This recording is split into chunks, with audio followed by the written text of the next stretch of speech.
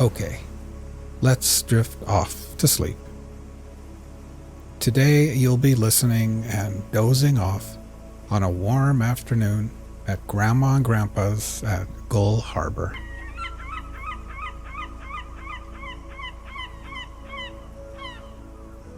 Imagine for a second that you are lying down on a warm futon mattress at one end of a screened-in porch. The porch faces the harbor, the bay, and the ocean on the horizon.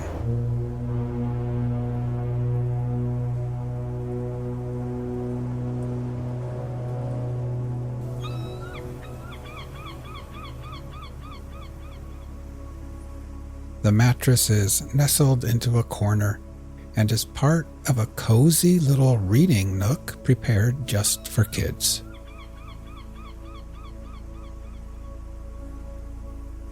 There is a little bookshelf there full of comics, magazines, crosswords, and children's books.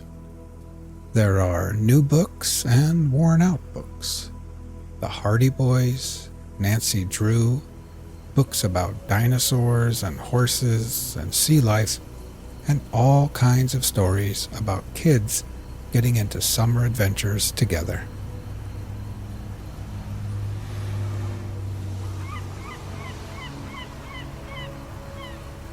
A blue plastic and white transistor radio sits next to a stack of puzzles and board games. A wooden box contains decks of playing cards, dice, jacks, and short little pencils that have been sharpened way too many times.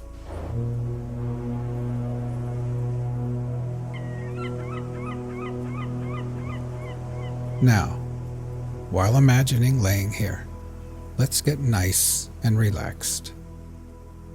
First, close your eyes and just become aware of your breathing, feeling your chest gently rise and fall again.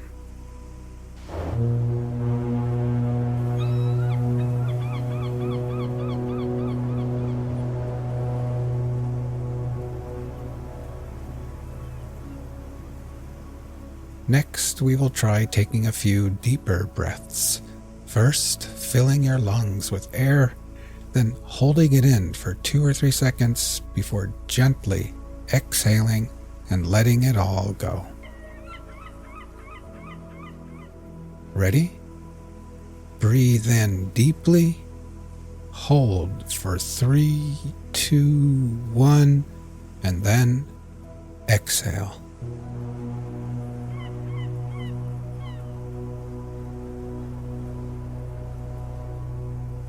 One more time. Breathe in deeply, hold for 3, 2, 1, and exhale.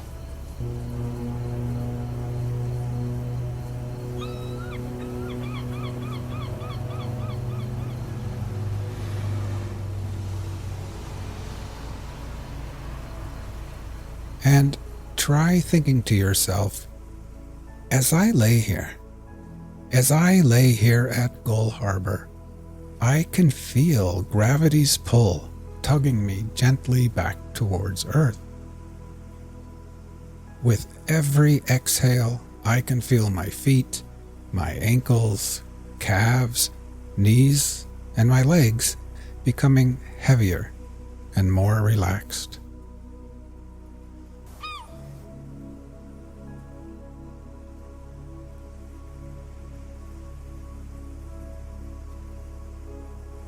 Now you can feel the cool, salty ocean air on your skin. It would almost be too cold if it wasn't for the wonderful afternoon sun shining down on you perfectly. The sunlight splatters through the screens and bathes your tan legs and arms with a soothing warmth, almost as if Grandma has wrapped you up like a cocoon in one of her quilted blankets.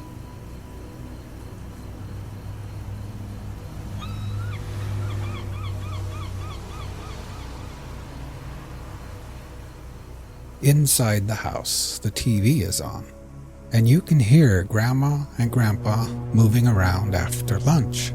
Dr. James Whitcomb Brawler. Brawler, huh? It rhymes with B-R-O-W-E-R. Why do you have that G-H in there? To make it difficult for quizmasters? Yes. Is that what You know that they too will soon be taking their afternoon nap in their rooms. But you've got the whole porch to yourself, and your belly feels nice and warm and perfectly satisfied.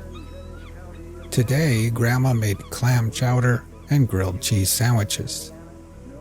You enjoyed the hot soup and warm, soft cheese, and then you washed it down with a glass of fresh, cold milk.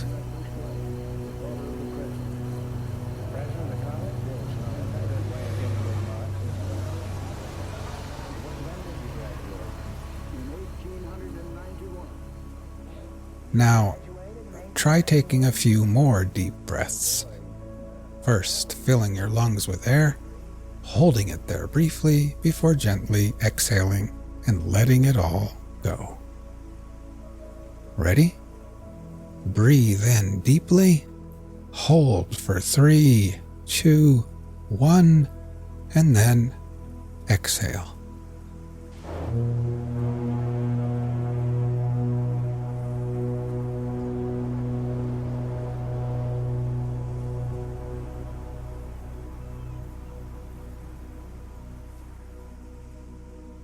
Try continuing on your own, and while doing this, try thinking to yourself, as I lay here, I can feel my body becoming heavier in the cool air and warm sunshine.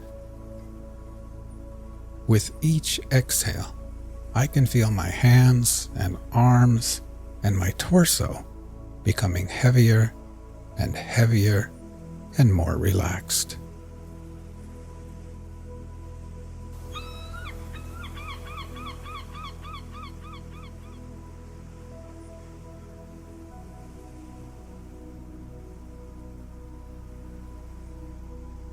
You pull out a random book from the bookshelf.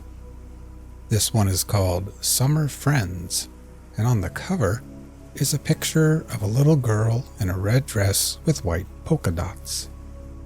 She's sitting in grass with flowers all about, and she's shaking the paw of a bunny rabbit while a white duck looks on and a little frog jumps through the air. You decide that you're just too sleepy to read right now, so you set the book down and lay back and think about the day. It's no wonder you're sleepy and tired. In the morning, after breakfast, Grandma rubbed coconut-scented sunscreen on your face and arms, and then Grandpa took you with him in the old rusty truck to the hardware store. There he drank coffee and laughed with old bearded men wearing high rubber boots.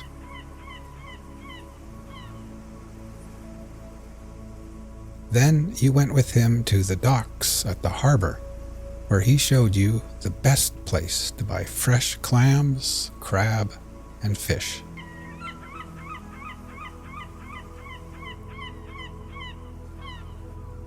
The docks were bustling with activity. Wooden boats creaked against the tide, fishermen shouted to one another, and the air was thick with the scent of salt water, fresh fish, and diesel.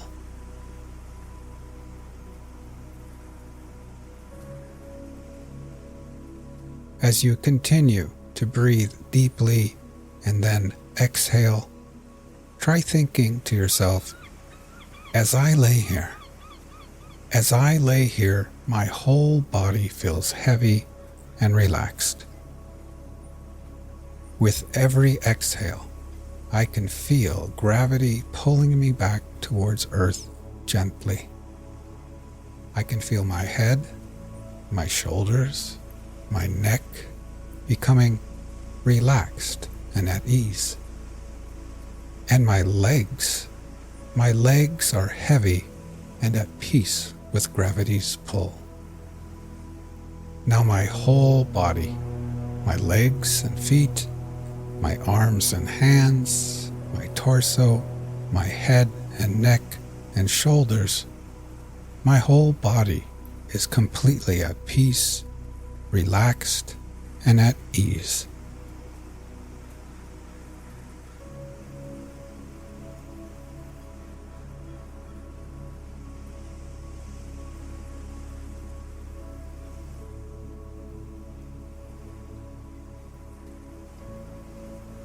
In the late morning, after coming back to the house with Grandpa, you had borrowed his binoculars and walked up Whalebone Hill, where you could see everything far and wide.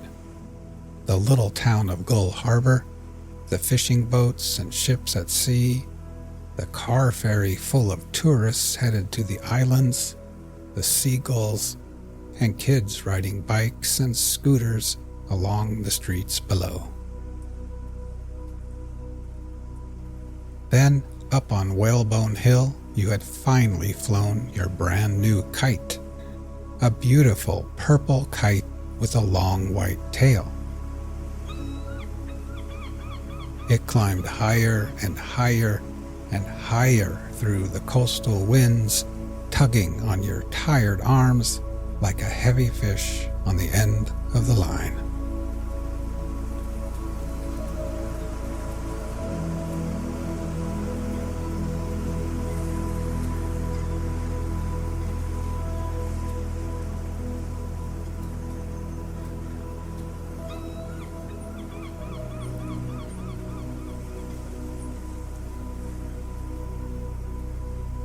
But now, so drowsy, laying under the sun on the porch, after a long morning of adventures in the crisp, fresh coastal air, you pick up the transistor radio and dial into a random station.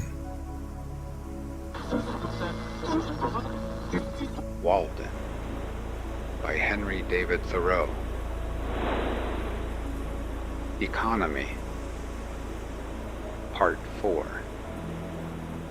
My furniture, And then part of which I made you set the myself, radio but that down, cost me nothing, lay because I back, had not rendered an and account. close your It eyes. consisted of a bed, a table, a desk, 3 chairs, a looking glass 3 inches in diameter, a pair of tongs and andirons, a kettle, a skillet, and a frying pan, a dipper, a wash bowl, 2 knives and forks, 3 plates, 1 cup, 1 spoon, a jug for oil, a jug for molasses, and a japanned lamp. None is so poor that he need sit on a pumpkin. That is shiftlessness. There is a plenty of such chairs as I like best in the village garrets to be had for taking them away. Furniture. Thank God I can sit, and I can stand without the aid of a furniture warehouse.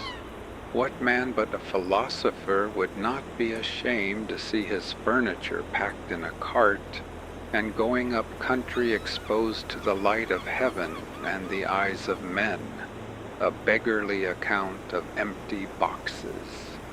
That is Spaulding's furniture. I could never tell from inspecting such a load whether it belonged to a so-called rich man or a poor one. The owner always seemed poverty-stricken. Indeed, the more you have of such things, the poorer you are. Each load looks as if it contained the contents of a dozen shanties, and if one shanty is poor, this is a dozen times as poor. Pray, for what do we move ever but to get rid of our furniture, our exuviae? At last, to go from this world to another newly furnished, and leave this to be burned? It is the same as if all these traps were buckled to a man's belt, and he could not move over the rough country where our lines are cast without dragging them. Dragging his trap. He was a lucky fox that left his tail in the trap.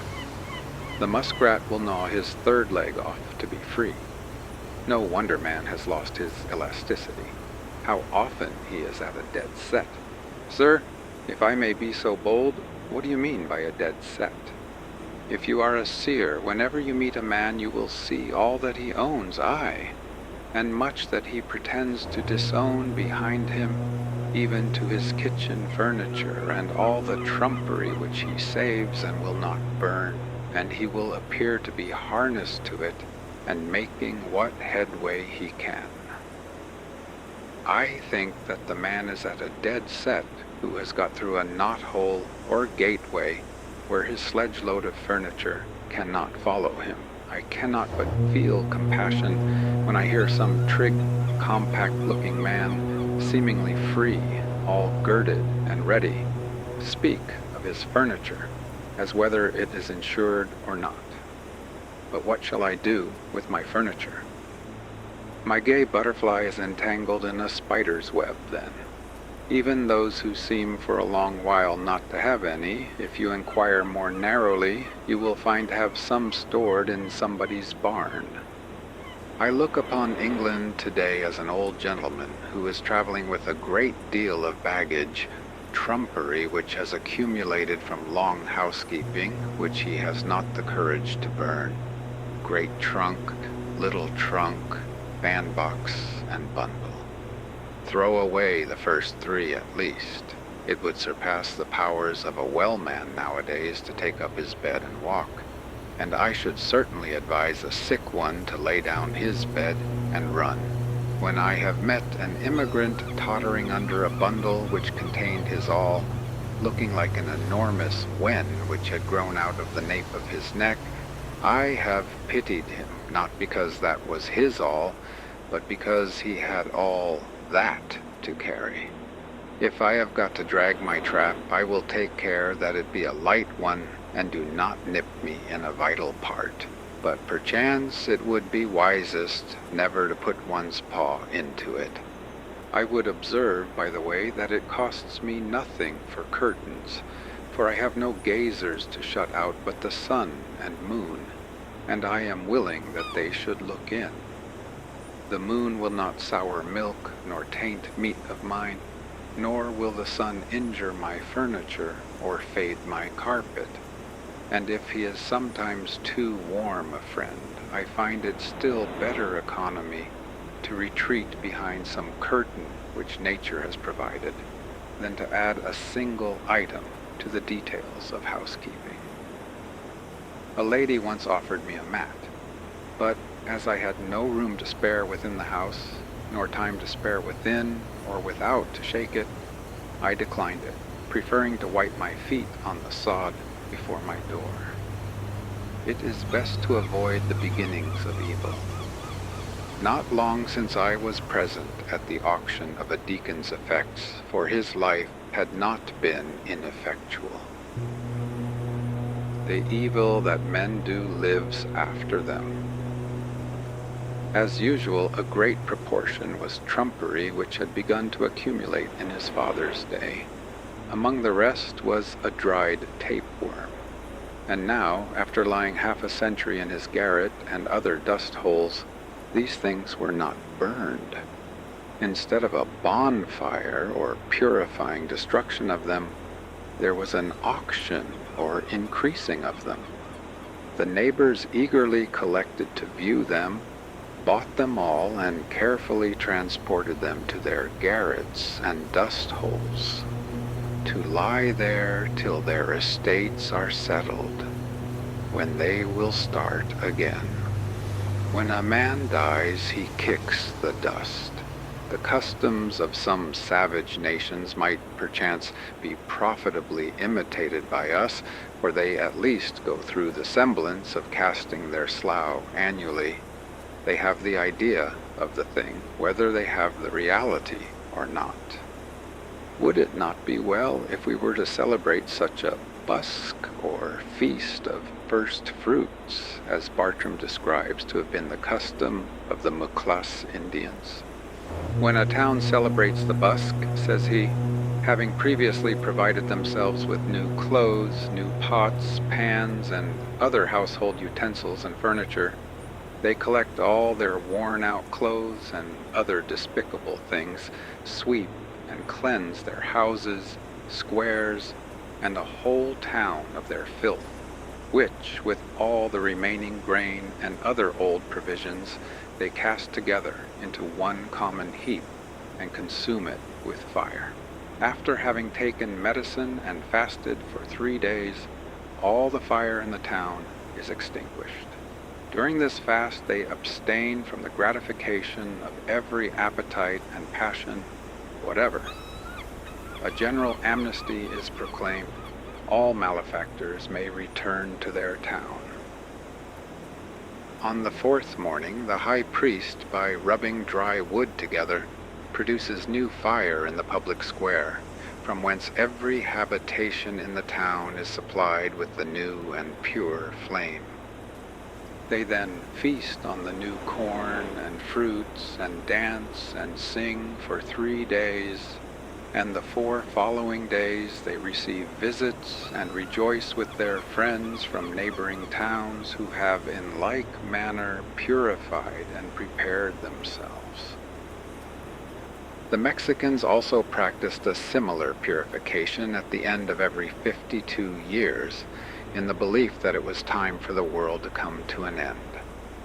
I have scarcely heard of a truer sacrament that is, as the dictionary defines it, outward and visible sign of an inward and spiritual grace than this, and I have no doubt that they were originally inspired directly from heaven to do thus, though they have no biblical record of the revelation.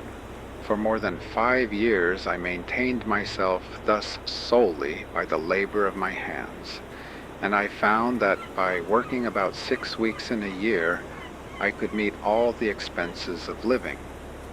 The whole of my winters, as well as most of my summers, I had free and clear for study. I have thoroughly tried school-keeping and found that my expenses were in proportion, or rather out of proportion, to my income, for I was obliged to dress and train, not to say think and believe, accordingly, and I lost my time into the bargain. As I did not teach for the good of my fellow men, but simply for a livelihood, this was a failure.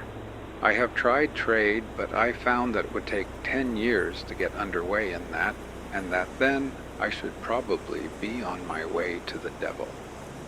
I was actually afraid that I might by that time be doing what is called a good business. When formerly I was looking about to see what I could do for a living, some sad experience in conforming to the wishes of friends being fresh in my mind to tax my ingenuity, I thought often and seriously of picking huckleberries. That surely I could do, and its small profits might suffice, for my greatest skill has been to want but little. So little capital it required, so little distraction from my wonted moods, I foolishly thought. While my acquaintances went unhesitatingly into trade or the professions, I contemplated this occupation as most like theirs, ranging the hills all summer to pick the berries which came in my way, and thereafter carelessly dispose of them. So, to keep the flocks of Admetus, I also dreamed that I might gather the wild herbs, or carry evergreens to such villagers as loved to be reminded of the woods, even to the city by hay-cart loads. But I have since learned that trade curses everything it handles, and though you trade in messages from heaven, the whole curse of trade attaches to the business.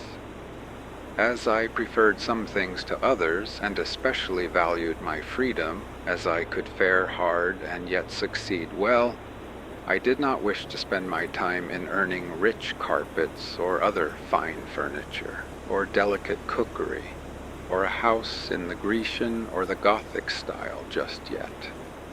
If there are any to whom it is no interruption to acquire these things, and who know how to use them when acquired, I relinquish to them the pursuit. Some are industrious and appear to love labor for its own sake, or perhaps because it keeps them out of worse mischief. To such I have at present nothing to say. those who would not know what to do with more leisure than they now enjoy, I might advise to work twice as hard as they do. Work till they pay for themselves and get their free papers. For myself, I found that the occupation of a day laborer was the most independent of any, especially as it required only 30 or 40 days in a year to support one. The laborer's day ends with the going down of the sun, and he is then free to devote himself to his chosen pursuit, independent of his labor. But his employer, who speculates from month to month, has no respite from one end of the year to the other. In short, I am convinced, both by faith and experience, that to maintain oneself on this earth is not a hardship, but a pastime, if we will live simply and wisely, as the pursuits of the simpler nations are still the sports of the more artificial. It is not necessary that a man should earn his living by the sweat of his brow, unless he sweats easier than I do. One young man of my acquaintance, who has inherited some acres, told me that he thought he should live as I did if he had the means. I would not have anyone adopt my mode of living on any account, for, beside that, before he has fairly learned it, I may have found out another for myself. I desire that there may be as many different persons in the world as possible, but I would have each one be very careful to find out and pursue his own way, and not his father's or his mother's or his neighbor's instead. The youth may build or plant or sail, only let him not be hindered from doing that which he tells me he would like to do. It is by a mathematical point only that we are wise, as the sailor or the fugitive slave keeps the pole star in his eye. But that is sufficient guidance for all our life. We may not arrive at our port within a calculable period, but we would preserve the true course. Undoubtedly, in this case, what is true for one is truer still for 1,000, as a large house is not proportionally more expensive than a small one, since one roof may cover, one cellar underlie, and one wall separate several apartments. But for my part, I preferred the solitary dwelling. Moreover, it will commonly be cheaper to build the whole yourself than to convince another of the advantage of the common wall, and when you have done this, the common partition, to be much cheaper, must be a thin one, and that other may prove a bad neighbor, and also not keep his side in repair. The only cooperation which is commonly possible is exceedingly partial and superficial, and what little true cooperation there is as if it were not, being a harmony inaudible to men. If a man has faith, he will cooperate with equal faith everywhere.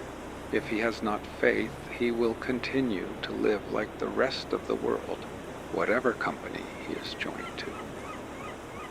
To cooperate in the highest as well as the lowest sense means to get our living together. I heard it proposed lately that 2 young men should travel together over the world, the one without money, earning his means as he went, before the mast and behind the plow, the other carrying a bill of exchange in his pocket. It was easy to see that they could not long be companions or cooperate, since one would not operate at all. They would part at the first interesting crisis in their adventures. Above all, as I have implied, the man who goes alone can start today, but he who travels with another must wait till that other is ready, and it may be a long time before they get off. But all this is very selfish, I have heard some of my townsmen say. I confess that I have hitherto indulged very little in philanthropic enterprises. I have made some sacrifices to a sense of duty, and among others have sacrificed this pleasure also. There are those who have used all their arts to persuade me to undertake the support of some poor family in the town, and if I had nothing to do, for the devil finds employment for the idle, I might try my hand at some such pastime as that.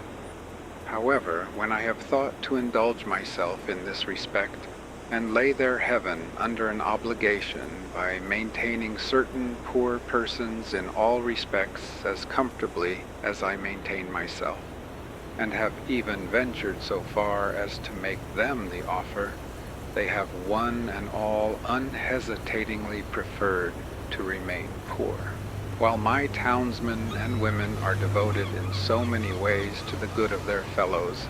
I trust that one at least may be spared to other and less humane pursuits. You must have a genius for charity as well as for anything else. As for doing good, that is one of the professions which are full. Moreover, I have tried it fairly, and, strange as it may seem, am satisfied that it does not agree with my constitution.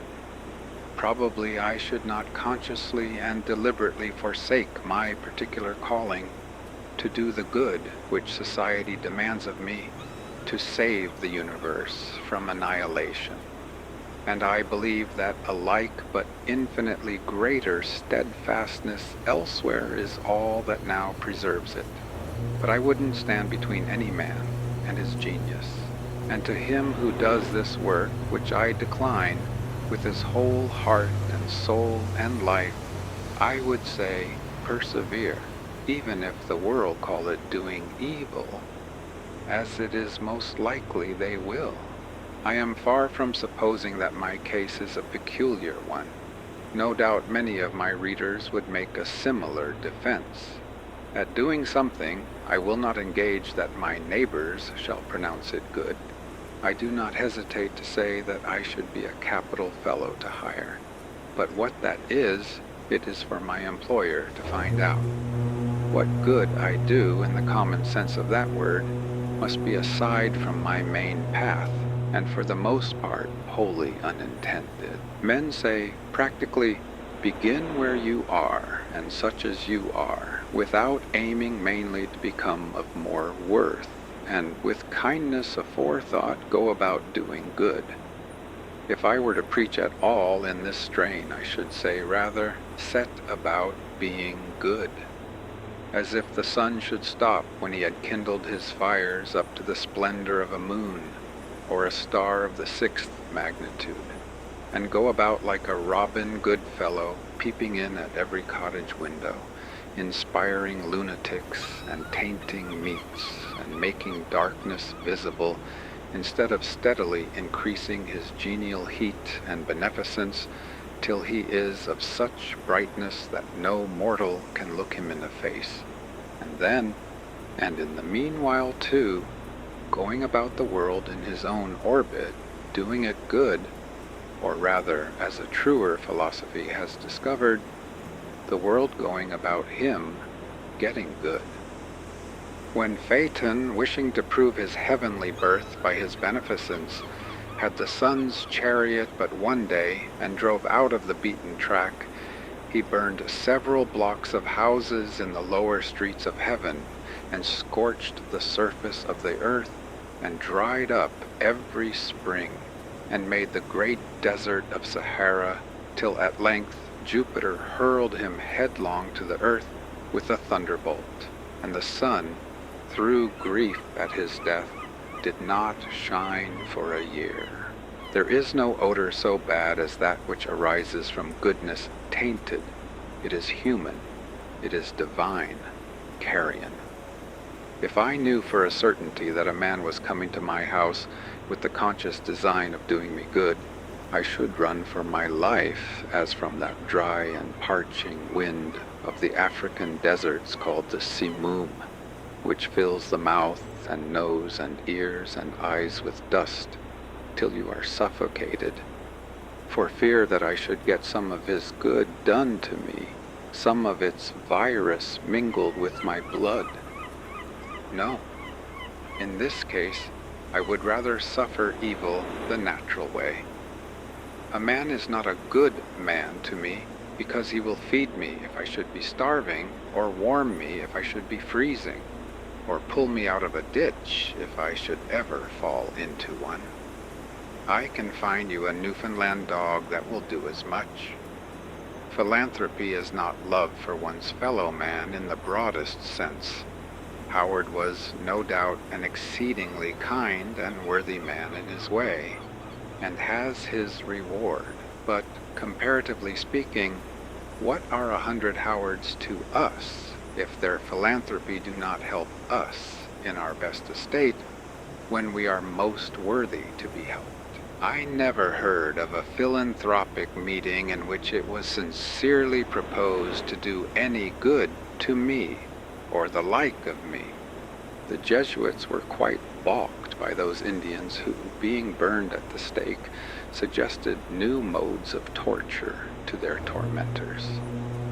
Being superior to physical suffering, it sometimes chanced that they were superior to any consolation which the missionaries could offer, and the law to do as you would be done by fell with less persuasiveness on the ears of those who, for their part, did not care how they were done by, who loved their enemies after a new fashion, and came very near freely forgiving them all they did. Be sure that you give the poor the aid they most need, though it be your example which leaves them far behind. If you give money, spend yourself with it, and do not merely abandon it to them. We make curious mistakes sometimes. Often the poor man is not so cold and hungry as he is dirty and ragged and gross. It is partly his taste, and not merely his misfortune. If you give him money, he will perhaps buy more rags with it. I was wont to pity the clumsy Irish laborers who cut ice on the pond in such mean and ragged clothes, while I shivered in my more tidy and somewhat more fashionable garments, till one bitter cold day, one who had slipped into the water came to my house to warm him, and I saw him strip off 3 pairs of pants and 2 pairs of stockings ere he got down to the skin. Though they were dirty and ragged enough, it is true, and that he could afford to refuse the extra garments which I offered him.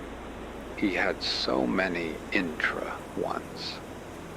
This ducking was the very thing he needed. Then I began to pity myself, and I saw that it would be a greater charity to bestow on me a flannel shirt than a whole slop shop on him. There are 1,000 hacking at the branches of evil to one who is striking at the root, and it may be that he who bestows the largest amount of time and money on the needy is doing the most by his mode of life to produce that misery which he strives in vain to relieve. It is the pious slave breeder devoting the proceeds of every 10th slave to buy a Sunday's liberty for the rest. Some show their kindness to the poor by employing them in their kitchens. Would they not be kinder if they employed themselves there? You boast of spending a 10th part of your income in charity. Maybe you should spend the 9/10 so and done with it. Society recovers only a 10th part of the property then. Is this owing to the generosity of him in whose possession it is found, or to the remissness of the officers of justice? Philanthropy is almost the only virtue which is sufficiently appreciated by mankind. Nay, it is greatly overrated, and it is our selfishness which overrates it. A robust poor man, one sunny day here in Concord, praised a fellow townsman to me because, as he said, he was kind to the poor, meaning himself. The kind uncles and aunts of the race are more esteemed than its true spiritual fathers and mothers. I once heard a reverend lecturer on England, a man of learning and intelligence, after enumerating her scientific, literary, and political worthies, Shakespeare, Bacon, Cromwell, Milton, Newton, and others speak next of her Christian heroes, whom, as if his profession required it of him, he elevated to a place far above all the rest as the greatest of the great. They were Penn, Howard, and Mrs. Fry. Everyone must feel the falsehood and cant of this. The last were not England's best men and women, only perhaps her best philanthropists. I would not subtract anything from the praise that is due to philanthropy, but merely demand justice for all who by their lives and works are a blessing to mankind. I do not value chiefly a man's uprightness and benevolence, which are, as it were, his stem and leaves. Those plants of whose greenness withered we make herb tea for the sick serve but a humble use and are most employed by quacks. I want the flower and fruit of a man, that some fragrance be wafted over from him to me, and some ripeness flavor our intercourse. His goodness must not be a partial and transitory act, but a constant superfluity, which costs him nothing and of which he is unconscious. This is a charity that hides a multitude of sins. The philanthropist too often surrounds mankind with the remembrance of his own cast-off griefs as an atmosphere and calls it sympathy. We should impart our courage and not our despair, our health and ease and not our disease, and take care that this does not spread by contagion. From what southern plains comes up the voice of wailing? Under what latitudes reside the heathen to whom we would send light? Who is that intemperate and brutal man whom we would redeem? If anything ail a man so that he does not perform his functions, if he have a pain in his bowels even, for that is the seat of sympathy, he forthwith sets about reforming the world. Being a microcosm himself, he discovers, and it is a true discovery, and he is the man to make it, that the world has been eating green apples.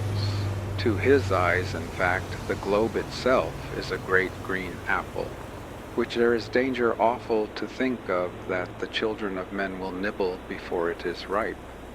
And straightway his drastic philanthropy seeks out the Eskimo and the Patagonian, and embraces the populous Indian and Chinese villages.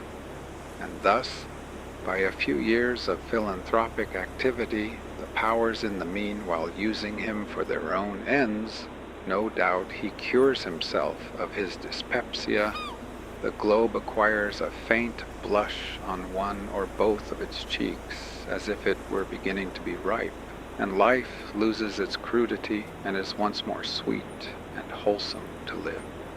I never dreamed of any enormity greater than I have committed. I never knew, and never shall know, a worse man than myself.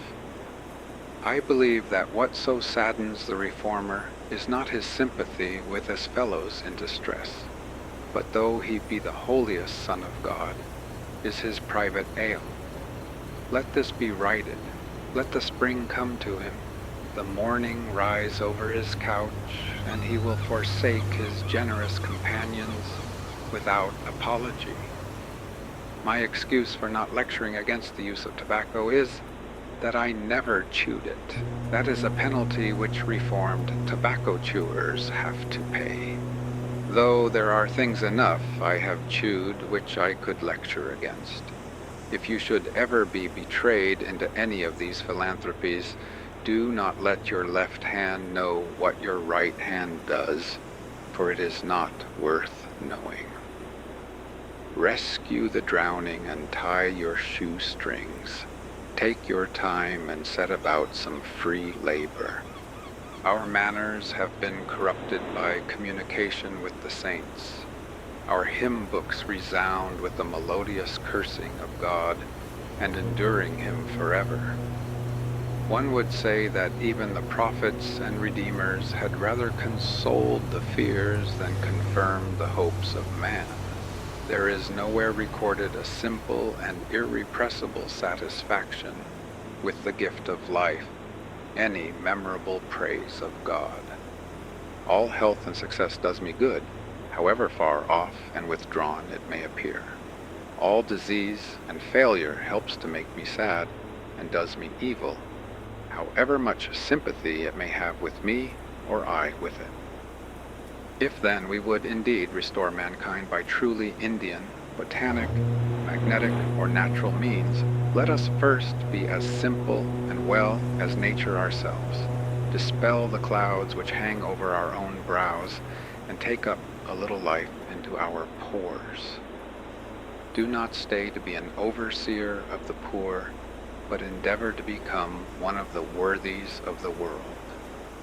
I read in the Gulistan, or flower garden of Sheikh Sadi of Shiraz, that they asked a wise man, saying, "Of the many celebrated trees which the Most High God has created, lofty and umbrageous, they call none azad, or free, excepting the cypress, which bears no fruit. What mystery is there in this?" He replied, "Each has its appropriate produce and appointed season, during the continuance of which it is fresh and blooming, and during their absence dry and withered. To neither of which states is the cypress exposed, being always flourishing, and of this nature are the azads, or religious independence. Fix not thy heart on that which is transitory, for the Dijla, or Tigris, will continue to flow through Baghdad after the race of caliphs is extinct. If thy hand has plenty, be liberal as the date tree, but if it affords nothing to give away, be an azad, or free man, like the cypress." Complemental verses, the pretensions of poverty. Thou dost presume too much, poor needy wretch, to claim a station in the firmament, because thy humble cottage or thy tub nurses some lazy or pedantic virtue. In the cheap sunshine or by shady springs, with roots and pot herbs, where thy right hand, tearing those humane passions from the mind, upon whose stalks fair blooming virtues flourish, degradeth nature and benumbeth sense, and Gorgon-like turns active men to stone. We not require the dull society of your necessitated temperance, or that unnatural stupidity, that knows nor joy nor sorrow, nor your forced, falsely exalted passive fortitude, above the active, this low abject brood that fix their seats in mediocrity, become your servile minds, but we advance such virtues only as admit excess, brave, bounteous acts, regal magnificence, all-seeing prudence, magnanimity, that knows no bound, and that heroic virtue, for which antiquity hath left no name, but patterns only, such as Hercules, Achilles, Theseus. Back to thy loathed cell, and when thou seest the new enlightened sphere, study to know but what those worthies were. T. Carey.